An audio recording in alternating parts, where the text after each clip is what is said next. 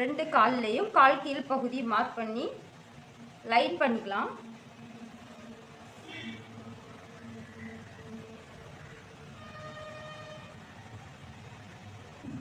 வெளிப்பகுதியில் தான் மார்க்கிங் போட்டிருக்கோம். மார்க்கிங் அளவுக்கு இப்படியே மடித்து ப்ரெஸ் பண்ணிக்கணும். மார்க்கிங் வெளிவரமாக இருக்குது.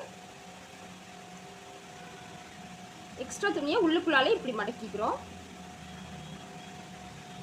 மார்க்கிங் வெளி ஓரமாக இருக்குது. மடிப்பின் அளவு 1.1 இருக்குது. தையல் இப்படி ஓரமாக போட்டுக்கிறோம். எல்லா இடமும் 1.1 இருக்கணும்.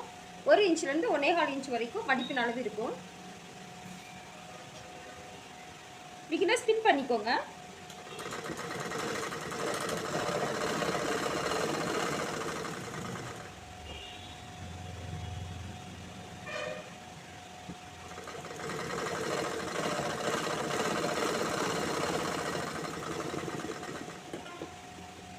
இந்த தையல்லையே இந்த ப்ரெஷர் ஃபுட்டோட ஓரம் வரட்டும். இந்த தையலில் இந்த ப்ரெஷர் ஃபுட்டோட ஓரம் இருக்குது. இந்த மாதிரி நம்ம தைக்கும்போது ஒரே அளவாக இருக்கும். நம்ம அந்த ப்ரெஷர் ஃபுட்டை மட்டும் கவனிச்சா போதும்.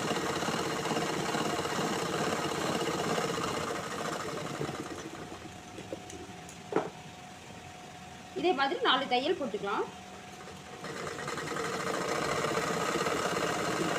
இனிமேல் இந்த தையலில் இந்த ப்ரெஷர்